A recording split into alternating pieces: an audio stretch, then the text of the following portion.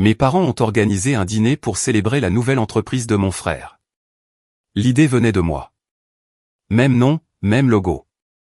Papa lui a remis un chèque de 150 000 €. Tout le monde a applaudi. J'ai applaudi aussi. Le lendemain matin, j'ai déposé une plainte au tribunal. Personne n'a applaudi depuis. Je m'appelle Léo. J'ai 32 ans. Et si vous m'aviez dit il y a un an que je serais assis dans le bureau d'un avocat à 7 heures du matin un mardi pour engager une procédure contre ma propre famille, je vous aurais ri au nez. Je vous aurais probablement offert un café en vous conseillant d'arrêter les émissions audio sur les affaires criminelles. Mais la vie a cette drôle de façon de vous donner tort au pire moment possible, et me voici. Alors prenez un encas, installez-vous confortablement et laissez-moi vous raconter comment mes parents ont offert tout mon rêve à mon frère sur un plateau d'argent et lui ont ensuite organisé une fête pour ça. Laissez-moi revenir un peu en arrière. J'ai grandi à Verneuil, en Normandie. Une de ces petites villes où tout le monde se mêle des affaires des autres et où le plus grand événement de l'année est la fête du cidre. Mes parents, Henri et Jocelyne, ont eu 2 garçons. Mon grand frère, Alexandre, que nous appelions tous Alex, et moi. En grandissant, Alex était l'enfant prodige. Je ne dis plus ça avec amertume. Je le dis comme on décrit la météo. C'était juste comme ça. Alex avait 3 ans de plus que moi, était le capitaine de l'équipe de football du lycée, sortait avec la plus jolie fille de notre promotion, bref, le cliché du héros de petite ville. Et honnêtement, ça ne me dérangeait pas. Je n'étais pas jaloux d'Alex car j'avais mes propres centres d'intérêt. J'étais le garçon calme, le gamin dans le garage qui démontait des tondeuses et les remontait. Celui qui passait ses vendredis soirs à dessiner des plans d'entreprise dans un carnet à spirale pendant que tous les autres étaient à des fêtes. À 23 ans, j'avais compris ce que je voulais faire de ma vie. Je voulais créer une entreprise d'aménagement paysager et de conception d'extérieur. Pas seulement tondre des pelouses, mais une transformation complète de propriété avec un service intégral, des terrasses sur mesure, des brassereaux, des jeux d'eau, des cuisines d'extérieur, la totale. J'avais étudié l'horticulture, suivi une formation commerciale et travaillé pour un entrepreneur local nommé Étienne, qui m'a tout appris sur l'aménagement paysager. J'étais sérieux à ce sujet. J'avais des classeurs remplis de plans, de projections de coûts, d'idées de marque, et même un nom que je gardais en tête depuis plus d'1 an, Pierre Verte Création Extérieure. J'adorais ce nom. J'ai conçu le logo moi-même. Une forme de pierre verte épurée avec 2 feuilles courbées au sommet. Moderne mais naturel. J'ai mis ce logo sur tout. Des cartes de visite que j'ai imprimées dans une boutique locale, une maquette de site internet construite avec un modèle gratuit, et même une casquette que j'ai fait broder sur mesure à Rouen. Voici le problème avec ma famille, cependant. Chaque fois que je parlais de pierre verte, mon père hochait vaguement la tête et changeait de sujet. Ma mère souriait et disait quelque chose comme « C'est bien, chérie, mais as-tu pensé à quelque chose de plus stable ?» Alex l'ignorait carrément. Pas méchamment, juste de la façon dont on ignore un enfant qui dit vouloir devenir astronaute. C'était mignon, mais pas réel. Et pendant un moment, j'ai laissé couler. Je me disais que je leur prouverais à tous qu'ils avaient tort le moment venu. Maintenant, je ne vais pas prétendre que j'étais un génie incompris. J'avais beaucoup de défauts. J'étais têtu. J'avais du mal à demander de l'aide. Et j'avais l'habitude de disparaître dans mon travail et d'oublier d'être un humain normal pendant des jours. Mais la seule chose que j'avais pour moi, c'est que quand je décidais de faire quelque chose, je le faisais. Pas de raccourci, pas de demi-mesure. J'ai passé les années suivantes à trimer. J'ai obtenu mes qualifications professionnelles à 25 ans. J'ai contracté un petit prêt personnel pour acheter de l'équipement, une camionnette, une remorque, des outils de base. J'ai commencé à faire des petits boulots les fins de semaine, construisant des terrasses pour des voisins, concevant des plans de jardin pour des gens de la paroisse. Chaque projet que je terminais, je le documentais. Photos, témoignages de clients, détails des coûts. Je construisais un dossier de réalisation et une réputation avant même de me lancer officiellement. Étienne m'a dit que j'étais l'un des jeunes les plus disciplinés avec lesquels il avait jamais travaillé. Et venant d'un homme qui était dans le métier depuis 30 ans, cela signifiait tout pour moi. À 28 ans, je me suis enfin senti prêt. J'avais assez d'économies pour un vrai lancement. J'avais enregistré le nom Pierre Verte Création Extérieure au registre du commerce, créé la société, obtenu mon numéro d'identification, SIRET, ouvert un compte bancaire professionnel, créé un site internet professionnel, la totale. J'avais même 3 clients en attente avant l'ouverture officielle. J'étais si fier de moi que j'ai décidé de l'annoncer à ma famille lors du repas du dimanche, qui était une tradition chez mes parents. Chaque dimanche, qu'il pleuve ou qu'il vente, toute la famille s'asseyait autour de cette grande table en chêne dans la salle à manger de ma mère et mangeait ensemble. Je me suis donc présenté ce dimanche-là avec un dossier. J'avais des impressions du site internet, du logo, du résumé du plan d'entreprise, des revenus prévus pour les 2 premières années. J'ai attendu le dessert car je voulais que tout le monde soit détendu et de bonne humeur. Puis je me suis éclairci la voix et j'ai dit, j'ai des nouvelles. Je lance officiellement mon entreprise, Pierre Verte Création Extérieure. J'ai fait glisser le dossier sur la table vers mon père. Ma mère l'a pris en premier. Elle l'a feuilleté, a souri poliment et a dit, « Oh, ça a l'air très professionnel, Léo. » Mon père y a jeté un coup d'œil pendant environ 4 secondes, a hoché la tête et a dit, « Eh bien, bonne chance avec ça, fiston. » Puis il s'est tourné vers Alex et lui a posé des questions sur ses pronostics pour le championnat de première division. C'était tout. Ce fut toute la réaction. Aucune question sur le fonctionnement. Pas d'enthousiasme, pas de félicitations, rien. Alex n'a même pas regardé le dossier. Il a continué à manger sa tarte tatin en parlant des transferts de joueurs. Mon oncle Christian, qui était en visite cette semaine-là, s'est en fait penché et a feuilleté quelques pages. Il a dit, « Ça a l'air soigné, Léo.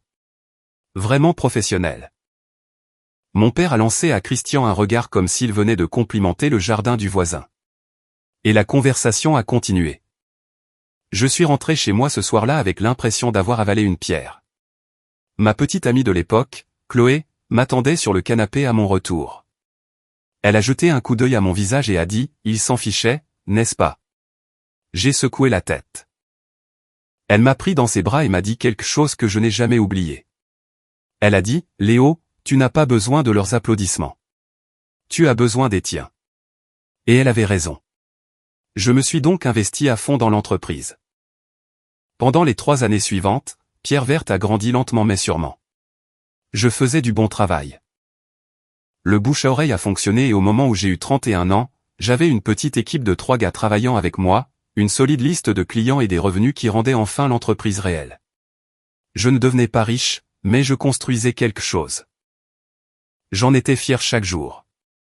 Puis est venu le dîner. Ma mère m'a appelé un mercredi soir pour me dire qu'elle organisait un dîner de famille spécial ce samedi-là.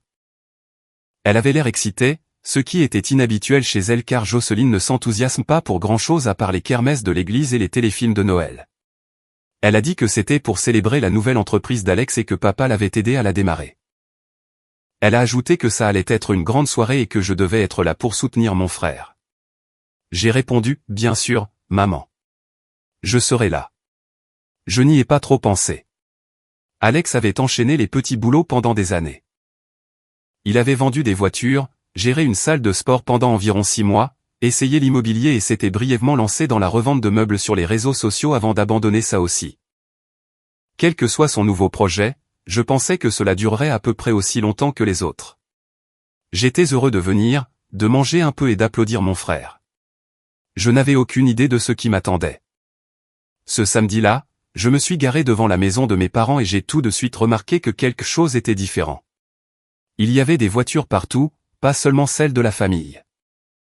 Je parle des voisins de mes parents, des copains de mon père du club de pétanque, des amis de l'église de ma mère, et même de mon oncle Christian et de ma tante Béatrice qui vivaient à 2 heures de là. Ce n'était pas un dîner de famille. C'était un événement. Je suis entré par la porte de côté comme je le faisais toujours, et la maison était pleine à craquer. Ma mère avait installé un buffet dans la cuisine. Il y avait des ballons dans le salon, et quelqu'un avait accroché une banderole au-dessus de la cheminée. Je me suis figé quand je l'ai lu. C'était écrit en grosses lettres vertes, « Félicitations, Alex, Pierre Verte Création Extérieure, sans le SA Création ». Mais le logo en dessous, le logo sur cette banderole était mon logo, la pierre avec les 2 feuilles. Mon dessin, mon travail, me dévisageant depuis une banderole célébrant mon frère. Je suis resté planté là pendant ce qui m'a semblé être 10 minutes, mais qui n'était probablement que d'environ 15 secondes. Ma poitrine s'est serrée. Mes oreilles ont commencé à bourdonner. J'avais l'impression de regarder toute la scène de l'extérieur de mon propre corps, comme si j'étais entré par accident dans la mauvaise dimension où tout semblait familier, mais où rien n'avait de sens. Alex est arrivé au coin du couloir en portant un polo avec le logo brodé sur la poitrine. Mon logo sur sa poitrine. Il m'a vu et a souri comme si de rien n'était en disant « Eh, petit frère. Content que tu aies pu venir. Viens voir ça. » Il a attrapé mon bras et m'a tiré vers la salle à manger où mon père se tenait à côté d'un chevalet avec un panneau de présentation. Le panneau comportait des photos de projets d'aménagement paysager. Certaines d'entre elles étaient des photos d'archives. Certaines d'entre elles, et je n'exagère pas, étaient des photos de mon propre site internet. Mon père a tapé une fourchette contre son verre et la pièce est devenue silencieuse.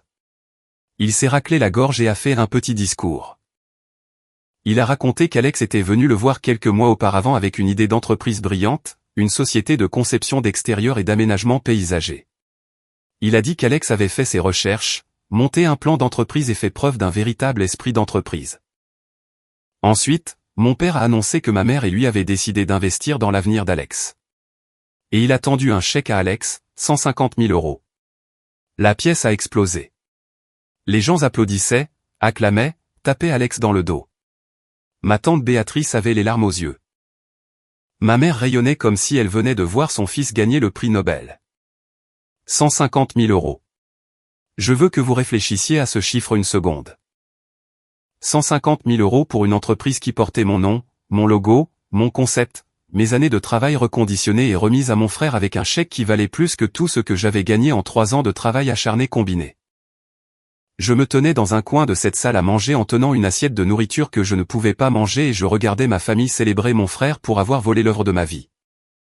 Et le pire, la partie qui me retourne encore l'estomac quand j'y pense, c'est que personne dans cette pièce ne pensait que quelque chose n'allait pas. Pas une seule personne ne m'a regardé en disant « Attendez, Léo ne fait-il pas déjà ça ?» Pas une seule. Chloé n'était pas avec moi ce soir-là. Elle avait un engagement professionnel et ne pouvait pas venir. J'ai remercié l'univers pour ça une centaine de fois parce que je ne sais pas ce qu'elle aurait fait et honnêtement, cela aurait pu impliquer de renverser une table. Après le discours de mon père, j'ai pris Alex à part dans le couloir.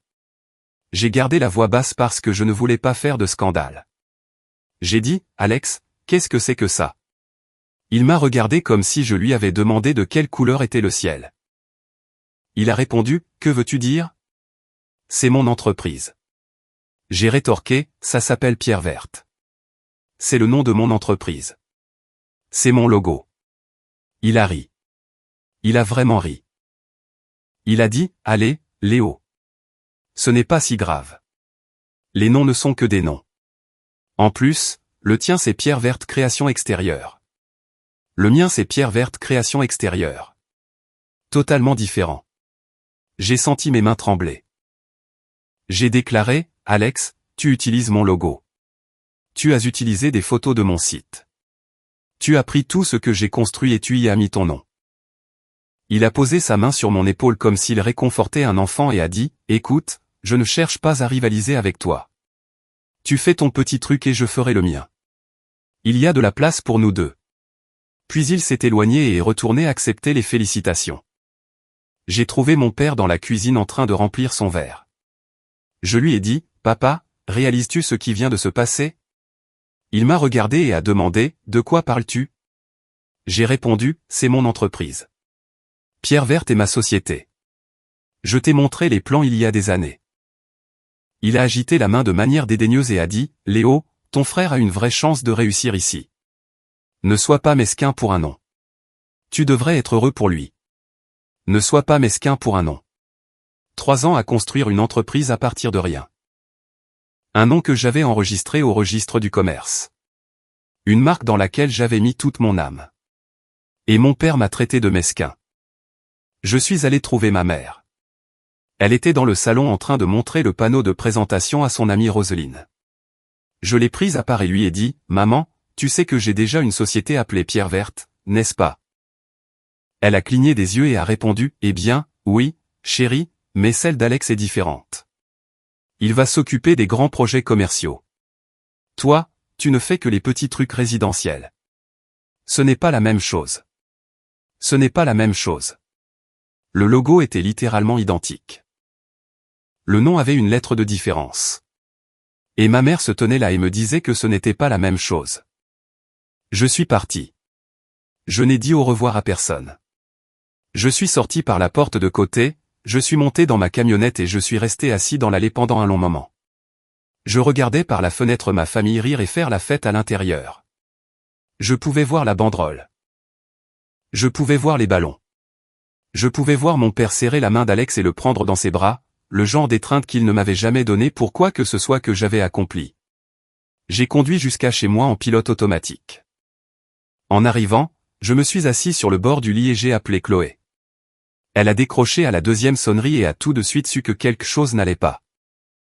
Je lui ai tout raconté, chaque détail, la banderole, le logo, le chèque, le visage suffisant d'Alex, le rejet de mon père, la rationalisation de ma mère.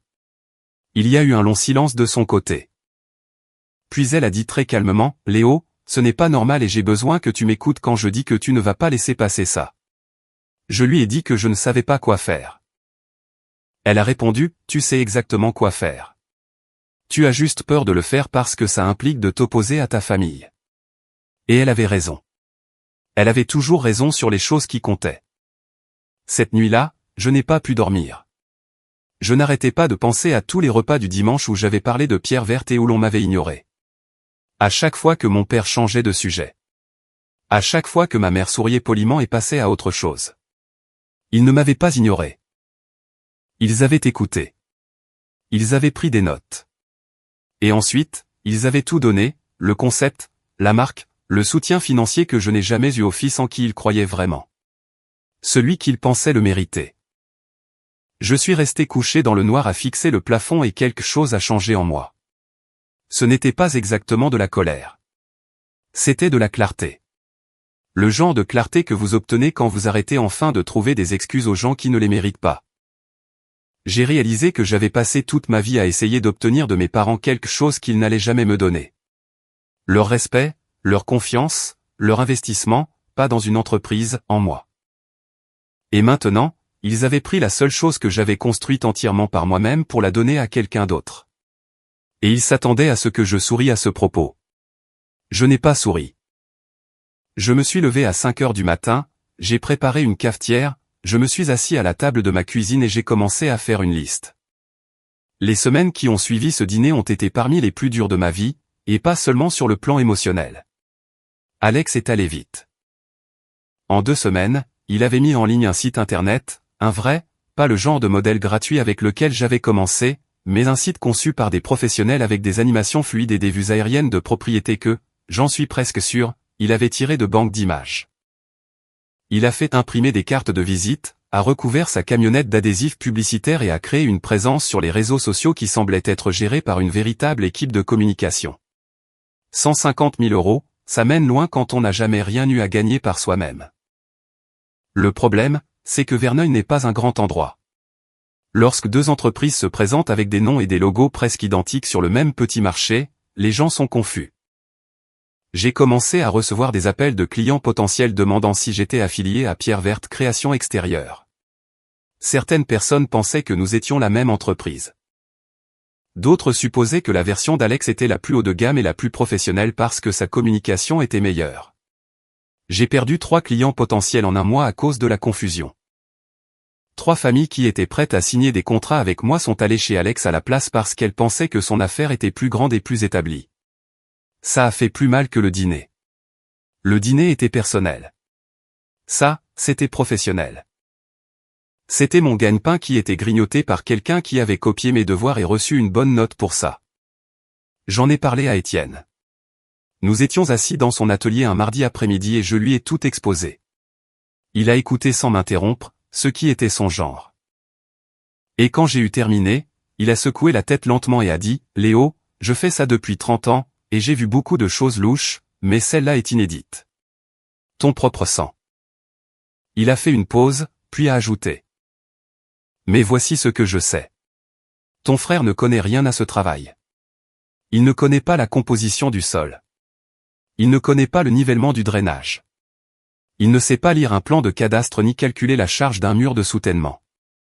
L'argent peut acheter une camionnette et un logo. Mais ça ne peut pas acheter la compétence. Laisse-lui du temps. Étienne avait raison, mais le temps ressemblait à un luxe que je n'avais pas. Mon équipe était inquiète.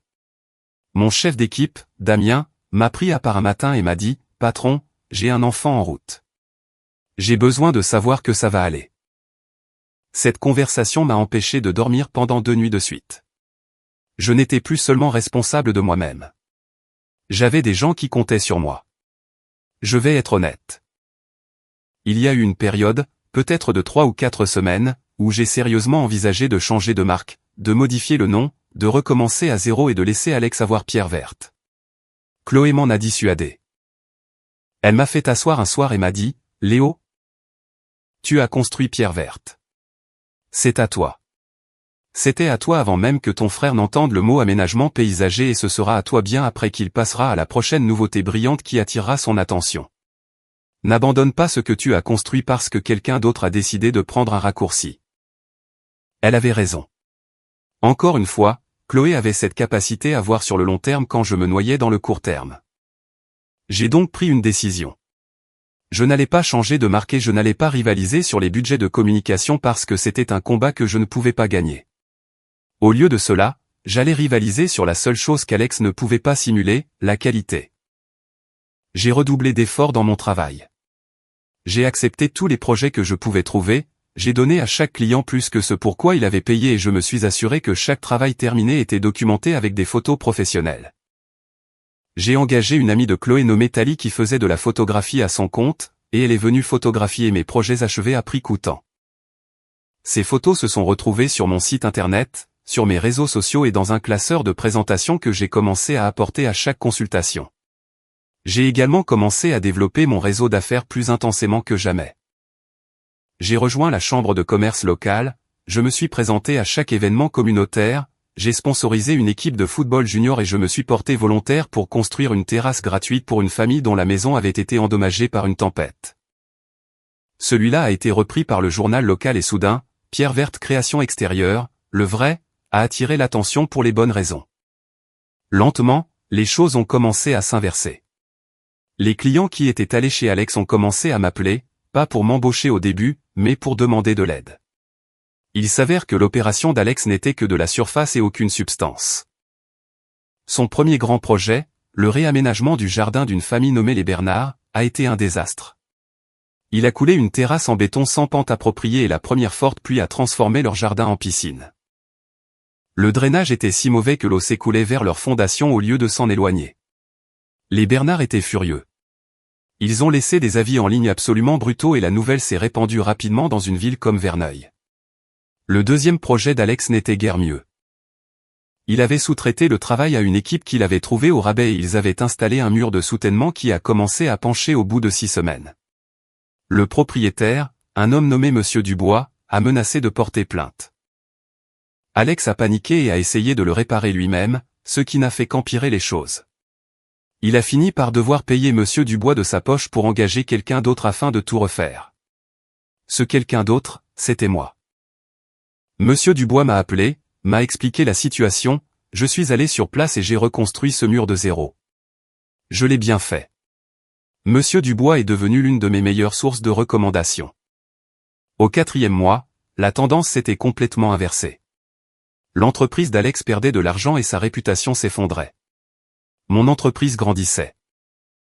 J'ai décroché 2 contrats commerciaux, un pour la terrasse d'un restaurant et un pour la cour d'un parc de bureaux, qui était plus grand que tout ce que j'avais fait auparavant. Damien et moi avons embauché 2 gars supplémentaires. J'ai enfin eu assez de revenus pour louer un véritable espace d'atelier au lieu de travailler dans mon garage. Pendant cette période, j'ai aussi fait quelque chose que j'aurais dû faire il y a des années. Je suis allé voir une psychologue, une femme nommée le docteur Hébert, qui avait un cabinet au-dessus d'une boulangerie en centre-ville, ce qui signifiait que la salle d'attente sentait toujours les croissants, ce qui rendait honnêtement toute l'expérience environ 40% plus agréable. Le docteur Hébert m'a aidé à surmonter une grande partie des problèmes familiaux. Pas seulement la situation avec Pierre Verte, mais les schémas plus profonds, le favoritisme, le sentiment d'être invisible, la façon dont j'avais passé toute ma vie à jouer pour un public qui ne regardait pas. Elle m'a aidé à comprendre que le comportement de mes parents n'était pas le reflet de ma valeur. C'était le reflet de leurs propres limites. Ce fut un grand changement pour moi. J'ai cessé d'être en colère contre mes parents de ne pas me voir. Et j'ai commencé à avoir pitié d'eux parce qu'ils avaient un fils qui avait construit quelque chose de vrai, quelque chose de durable, et ils avaient choisi d'investir dans celui qui ne l'avait pas fait. Ce n'était pas mon échec. C'était le leur. Chloé et moi nous sommes fiancés à peu près à cette époque. Rien de tape à accent grave l'œil. J'ai fait ma demande sur la terrasse arrière de notre petite maison de location un jeudi soir avec une bague pour laquelle j'économisais depuis mes 29 ans. Elle a pleuré. J'ai pleuré. Damien et sa femme sont passés avec du champagne et nous sommes restés assis dehors jusqu'à minuit à parler de l'avenir. Pour la première fois depuis des mois, je me sentais sincèrement heureux. Pas heureux parce que je gagnais une sorte de compétition avec mon frère. Heureux parce que ma vie, celle que j'avais construite de mes propres mains, était belle. Elle était vraiment, vraiment belle. Et puis l'entreprise d'Alex a officiellement commencé à s'effondrer. Et c'est là que les choses sont devenues intéressantes, car il s'avère que lorsque vous donnez 150 000 € à quelqu'un qui ne sait pas ce qu'il fait, l'argent ne disparaît pas tranquillement. Il disparaît bruyamment, publiquement et avec des conséquences juridiques. Laissez-moi revenir au lendemain matin du dîner. J'ai mentionné que je m'étais assis avec une cafetière et que j'avais fait une liste. Cette liste comportait 3 éléments. 1. Tout documenter. 2. Protéger mon entreprise légalement. 3. Être patient. Je me suis tenu à cette liste comme à un texte sacré. Et ce fut la chose la plus intelligente que j'ai jamais faite. Le lundi suivant la fête, j'ai appelé une avocate, pas un grand cabinet chic, juste une avocate locale nommée Maître Sophie Laurent qui se spécialisait dans les petites entreprises et la propriété intellectuelle. Je l'avais trouvée dans l'annuaire de la chambre de commerce. Elle avait un bureau de la taille d'un placard et une poignée de main capable de casser une noix. Je l'ai tout de suite aimée. Je me suis assis dans le bureau de Maître Laurent et je lui ai raconté toute l'histoire. Elle a écouté, pris des notes, posé quelques questions pointues, puis a dit quelque chose qui m'a noué l'estomac. Elle a demandé, « Léo, avez-vous déposé la marque du nom et du logo ?» J'ai répondu, j'avais enregistré la société et le nom commercial au registre du commerce. Elle a secoué la tête et a dit. Ce n'est pas la même chose. Un enregistrement au niveau national ne vous donne pas la protection d'une marque déposée. Mais voici la bonne nouvelle. Vous utilisez ce nom et ce logo commercialement depuis plus de 3 ans. Vous avez établi un usage antérieur. Votre frère vient juste de commencer à l'utiliser. Cela nous donne une base solide. Maître Laurent a expliqué que même sans marque déposée à l'Institut national de la propriété industrielle, INPI, le fait que j'opérais sous le nom de Pierre Verte depuis des années avec un historique documenté de clients, de matériel de communication et d'utilisation publique me donnait une position juridique importante. Elle a déposé une demande de marque pour Pierre Verte Création Extérieure la même semaine. Elle a également envoyé une lettre de mise en demeure à l'entreprise d'Alex exigeant qu'il cesse d'utiliser le nom et le logo Pierre Verte immédiatement. La réponse d'Alex à la mise en demeure fut à peu près celle à laquelle on pouvait s'attendre. Il m'a appelé en riant et m'a dit, « Tu es sérieux là, Léo ? Tu attaques ton propre frère en justice pour un nom. » Je lui ai dit que je n'attaquais encore personne. Je lui demandais d'arrêter d'utiliser ma marque. Il a dit, « Papa ne va pas être content de ça. » Et puis il a raccroché. Mon père m'a appelé 1 heure plus tard. Il était furieux. Il a dit que j'étais vindicatif et jaloux, que j'essayais de saboter le succès de mon frère parce que je ne pouvais pas supporter que quelqu'un d'autre réussisse. Je l'ai laissé parler. Quand il a eu terminé, j'ai dit, « Papa, il a volé le nom de mon entreprise et mon logo. Il n'est pas question de jalousie. Il s'agit de ce qui est juste. » Il a répondu, « Tu dois laisser tomber ça, Léo. La famille n'attaque pas la famille en justice. » J'ai rétorqué, « La famille ne vole pas non plus la famille. » Il m'a raccroché au nez. Ma mère m'a envoyé un long message ce soir-là. C'était le genre de message déguisé en inquiétude mais qui était en réalité un moyen de me culpabiliser. Elle disait qu'elle s'inquiétait pour moi, que je semblais rongé par le ressentiment, et qu'elle espérait que je trouverais dans mon cœur la force de soutenir mon frère au lieu de le détruire. Je n'ai pas répondu. Je l'ai montré au docteur Hébert lors de ma séance suivante, et elle a dit, c'est une déviation classique. Il recadre votre grief légitime comme un défaut de caractère. C'était gratifiant d'entendre un professionnel confirmer ce que je ressentais déjà. Pendant ce temps, Maître Laurent montait le dossier. Elle m'a fait tout rassembler. Chaque preuve de mon usage antérieur du nom Pierre Verte, les documents d'enregistrement de l'entreprise d'il y a 3 ans, les fichiers originaux de la conception du logo avec les eurodatages, les contrats de clients, les factures, les publications sur les réseaux sociaux. Les archives du site internet, les photos de mes cartes de visite, l'autocollant de ma camionnette, la casquette brodée que j'avais fait faire à Rouen, les reçus de l'atelier de broderie avec la date dessus. Et même une capture d'écran d'un message que j'avais envoyé à ma mère il y a 2 ans et qui incluait le logo. Les preuves étaient accablantes. Il n'y avait aucune ambiguïté. J'avais été Pierre Verte en premier, publiquement, commercialement et de manière prouvable. Pendant que la procédure légale avançait, autre chose s'est produit qui a fait exploser toute l'affaire. Vous vous souvenez des Bernard, la famille dont Alex avait inondé le jardin avec son travail de terrasse minable? Eh bien, les Bernard n'ont pas seulement laissé de mauvaises critiques. Ils ont déposé une plainte auprès de la Chambre de métier et de l'artisanat. Il s'est avéré qu'Alex opérait sans les qualifications professionnelles et assurances requises. Il avait une immatriculation d'entreprise, mais pas les qualifications spécifiques ni l'assurance décennale obligatoire pour le type de travail qu'il effectuait. En France, effectuer de tels travaux sans les qualifications adéquates est une violation grave, avec des amendes, de potentielles poursuites, la totale. Ce n'est pas d'Alex que je l'ai appris. Je l'ai appris de Maître Laurent, qui surveillait les registres publics dans le cadre de ses vérifications. Elle m'a appelé un après-midi et m'a dit « Léo, ton frère a un problème bien plus important qu'un litige de marque. » Je lui ai demandé ce qu'elle voulait dire et elle a répondu « Il opère sans les qualifications nécessaires. » Une plainte officielle a été déposée contre lui et d'après ce que je vois. Il est également potentiellement en violation des lois sur la protection des consommateurs pour avoir menti sur ses compétences auprès de ses clients.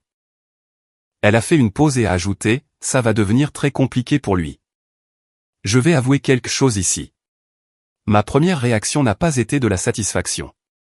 C'était de la tristesse.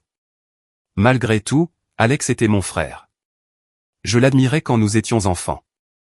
Je me souvenais de lui m'apprenant à faire du vélo, à tirer au football, à parler aux filles. Même si ses conseils sur ce dernier point étaient terribles. Une partie de moi voulait l'appeler et l'avertir, lui dire « Eh, tu dois remettre de l'ordre dans tes affaires avant que ça n'explose. » Mais ensuite, je me suis souvenu du dîner, de la banderole, du logo sur son polo, du chèque de 150 000 € de mon père.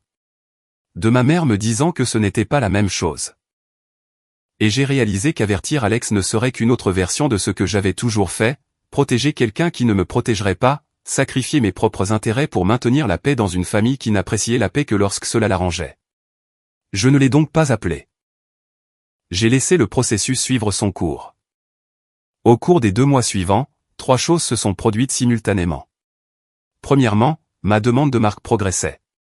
Maître Laurent disait que nous avions un dossier extrêmement solide et s'attendait à une approbation. Deuxièmement, la plainte concernant les qualifications d'Alex était enquêtée par les autorités compétentes et il avait été formellement notifié. Et troisièmement, l'entreprise d'Alex faisait activement faillite. Il avait brûlé la majeure partie des 150 000 € dans le site internet chic, la camionnette décorée, les campagnes de communication et un bail d'atelier qu'il ne pouvait pas s'offrir. Les mauvaises critiques et les problèmes de qualification avaient complètement asséché l'arrivée de nouveaux clients. Il coulait. Mon père, à son crédit, ou peut-être par entêtement, a essayé de renflouer Alex à nouveau. Il a proposé de lui donner encore 50 000 €. Mais cette fois, ma mère s'y est opposée. J'ai appris cela indirectement par ma tante Béatrice, qui avait commencé à me contacter après avoir entendu toute l'histoire. Apparemment, ma mère avait dit à mon père qu'il ne pouvait pas continuer à financer quelque chose qui ne marchait pas et qu'il devrait peut-être en parler à Léo. Mon père aurait répondu qu'il n'avait pas besoin des conseils du fils qui essayait de détruire la famille. Cette phrase a piqué quand Béatrice me l'a dite, mais pas autant qu'elle l'aurait fait 6 mois plus tôt. Le docteur Hébert m'avait donné une bonne armure. Chloé et moi avons fixé la date du mariage pendant tout cela. Nous avons choisi un samedi d'octobre, une petite cérémonie, juste des amis proches et quelques membres de la famille qui avaient été réellement là pour nous. Damien allait être mon témoin. Thalie s'occupait des photos. Ça allait être simple et parfait, ce qui est tout ce que nous voulions. Et puis, un mardi matin au hasard, Maître Laurent m'a appelé et a prononcé des mots qui ont tout changé. Elle a dit, la marque est enregistrée. Pierre Verte Création Extérieure était officiellement, légalement, à moi. Et avec cette approbation venait l'autorité légale de la faire respecter. Maître Laurent a envoyé une deuxième lettre à l'entreprise d'Alex. Ce n'était pas une mise en demeure. C'était un avis formel de contrefaçon de marque avec une date limite. Arrêter d'utiliser le nom et le logo dans les 30 jours, ou faire face à des poursuites judiciaires, incluant des dommages et intérêts pour chaque euro de revenus qu'il avait gagné en contrefaisant la marque. Et étant donné que ces revenus avaient été financés par 150 000 euros de l'argent de mes parents, les dommages potentiels étaient importants. Le compte à rebours a commencé et pour la première fois dans tout ce gâchis, ce n'était pas moi qui transpirais. Les 30 jours se sont écoulés. Alex ne s'est pas plié aux exigences. Il n'a pas changé le nom, n'a pas retiré le logo, n'a pas du tout répondu à la lettre de Maître Laurent. Je pense qu'il croyait sincèrement que, comme nous étions une famille, je n'irais pas jusqu'au bout. Que je reculerais comme je l'avais toujours fait, que Léo serait bon joueur, encaisserait le coup et maintiendrait la paix. Il avait tort. Maître Laurent a déposé l'assignation pour contrefaçon de marque un lundi matin. J'ai conduit jusqu'au tribunal avec elle, j'ai signé les documents et je suis sorti sur le parking en ayant l'impression de descendre de montagnes russes. Mes mains tremblaient, mais pas de peur, de libération, du poids de m'être enfin défendu pour quelque chose au lieu de l'avaler. L'action en justice nommait Alexandre comme défendeur et réclamait des dommages-intérêts pour contrefaçon intentionnelle de marque, y compris les revenus générés sous le nom de Pierre Verte et les bénéfices associés. Maître Laurent avait également inclus une plainte pour concurrence déloyale, car Alex avait utilisé des photos de mon propre site internet pour commercialiser ses services, ce qui constituait une publicité mensongère et une confusion pour les consommateurs. Le total des dommages que nous réclamions était suffisamment important pour que, lorsqu'Alex a finalement reçu l'assignation, il m'appelle pour la première fois depuis des mois. Et cette fois, il ne riait pas. Il a dit, « Léo, c'est quoi ce délire ?» J'ai répondu, « C'est une action en justice, Alex. Je t'avais dit de changer de nom. » Il a dit, « Tu ne peux pas être sérieux. Papa va devenir fou. » J'ai rétorqué, « Il ne s'agit pas de papa. Il s'agit de toi qui as pris quelque chose qui m'appartenait et qui refuse de le rendre. » Il y a eu un silence. Puis il a dit quelque chose qui m'a presque fait avoir pitié de lui. Il a dit, « Je n'ai pas l'argent pour me battre contre ça. » J'ai répondu, « Alors ne te bats pas, change juste le nom. » Mais Alex n'a pas choisi la solution de facilité. Il est allé voir mon père. Et mon père, étant mon père, a engagé un avocat pour représenter Alex. Un certain maître Dubois de Rouen qui facturait 300 € de l'heure et portait des costumes qui coûtaient plus cher que ma première camionnette. Mon père s'obstinait. Il allait financer la défense juridique d'Alex de la même manière qu'il avait financé l'entreprise d'Alex avec de l'argent et une confiance mal placée. La phase de communication des pièces a été brutale pour le camp d'Alex. Maître Laurent a été méthodique. Elle a tout demandé. Registre d'entreprise, état financier, communication, matériel de marketing, la totale. Ce qui en est ressorti a été dévastateur. Les propres courriels d'Alex montraient qu'il avait tiré le nom de Pierre Verte directement de mon site internet. Il y avait un message adressé à un graphiste où Alex avait littéralement joint mon logo et dit « Fais en sorte que ça ressemble à ça, mais modifie-le juste un peu ». Le graphiste avait répondu en demandant si l'original était le sien, et Alex avait répondu « Ouais, c'est un truc de famille. Ne t'inquiète pas pour ça. Un truc de famille. » C'est ainsi qu'il a appelé le fait de voler 3 ans de mon travail. Un truc de famille. Maître Dubois, le coûteux avocat, a jeté un œil aux preuves et aurait dit à mon père que l'affaire était impossible à gagner, que les preuves de l'usage antérieur étaient en béton armé. Que le courriel au graphiste était essentiellement un aveu et que continuer à se battre ne ferait qu'augmenter les dommages. Mon père a apparemment argumenté pendant un moment, mais même Maître Dubois n'a pas voulu dorer la pilule. Il a recommandé de trouver un accord. Le camp d'Alex est venu à la table des négociations en décembre. Les négociations pour l'accord à l'amiable ont duré environ 2 semaines. Voici sur quoi nous avons atterri. Alex a été contraint de cesser immédiatement toute utilisation du nom et du logo Pierre Verte. Il a dû fermer son site internet, retirer l'adhésif de sa camionnette, détruire tous les documents imprimés et publier une correction publique sur ses comptes de réseaux sociaux clarifiant que son entreprise n'était pas affiliée à Pierre Verte Création Extérieure. Il a également dû me payer 45 000 € de dommages-intérêts, que Maître Laurent a calculé sur la base des revenus que j'avais perdus en raison de la confusion des clients pendant les mois où nous avions opéré simultanément. Ces 45 000 € provenaient de ce qui restait de l'investissement initial de mon père, ce qui n'était plus grand-chose à ce stade-là. La chambre de métier est également tombée sur Alex à peu près à la même époque. Il a reçu une amende de 12 000 € pour avoir opéré sans les qualifications appropriées et s'est vu interdire de postuler à toute qualification d'artisan pendant 2 ans. La plainte des Bernard avait déclenché une enquête qui a mis au jour 2 autres clients ayant déposé des griefs. La brève carrière d'Alex dans l'aménagement paysager était terminée avant même d'avoir vraiment commencé. Les répercussions avec ma famille ont été exactement ce à quoi on pouvait s'attendre. Mon père ne m'a pas parlé pendant 3 mois. Ma mère m'a envoyé un seul message qui disait « J'espère que tu es heureux, Léo ». Je n'ai pas répondu à celui-là non plus. Les repas du dimanche ont cessé d'exister pour moi, ce qui, honnêtement, a été un soulagement. Ces repas étaient davantage une obligation qu'une joie depuis des années. Mais voici la partie qui m'a surpris. Environ 4 mois après l'accord, ma tante Béatrice m'a appelé et m'a dit que mon père avait du mal. Pas financièrement, mais émotionnellement. Toute cette situation l'avait forcé à affronter quelque chose qu'il évitait depuis longtemps, à savoir qu'il avait parié sur le mauvais fils.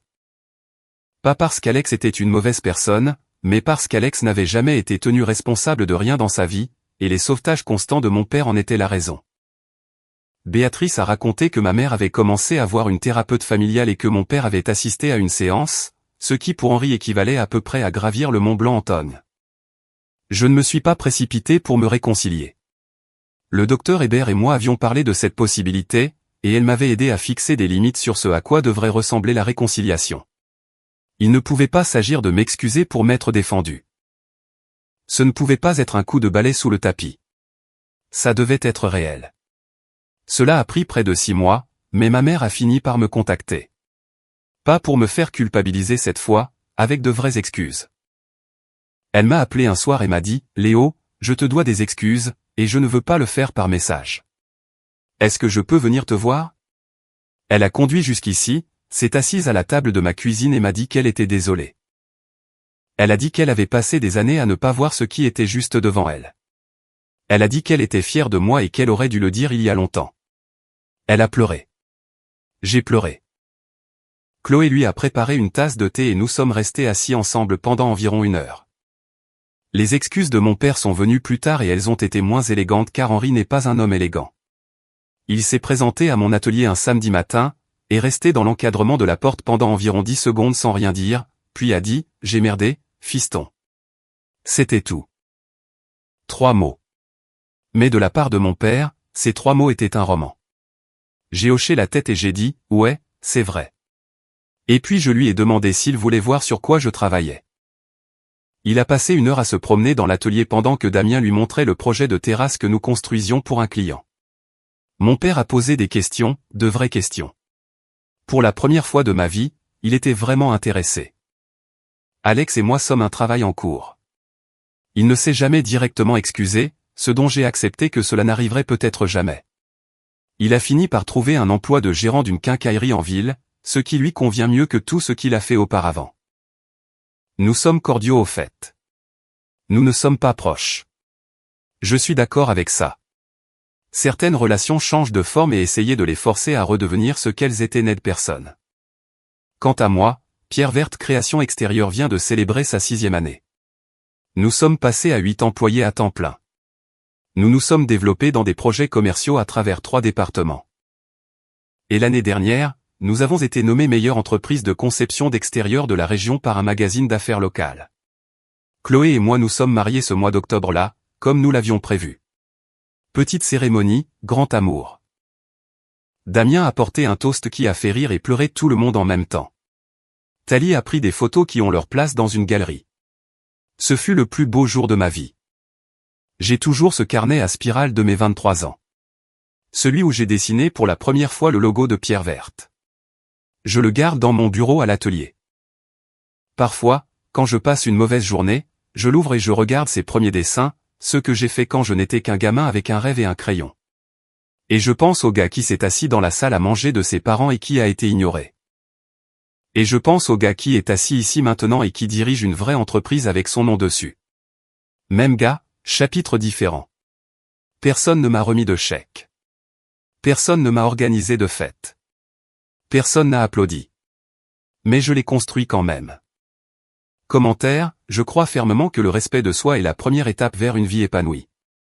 Parfois, cela signifie devoir poser des limites claires, même avec ceux que l'on aime profondément. Apprendre à se faire respecter, non par vengeance, mais pour protéger son parcours et son intégrité, est un acte de courage essentiel. C'est aussi un processus de guérison profonde qui nous pousse à privilégier notre propre paix intérieure. Chaque jour, nous avons l'opportunité de construire un environnement où règne la bienveillance, la responsabilité et l'authenticité. Je vous invite à toujours valoriser votre travail, vos rêves et votre bien-être. N'oubliez jamais que votre bonheur ne doit pas dépendre de l'approbation des autres. Il naît et grandit en vous, dans la force tranquille de vos convictions et la paix que vous choisissez de cultiver. C'est un chemin parfois difficile, mais toujours gratifiant. Si vous avez aimé, n'oubliez pas de laisser un commentaire et de soutenir la chaîne en vous abonnant. À bientôt pour les prochaines stories.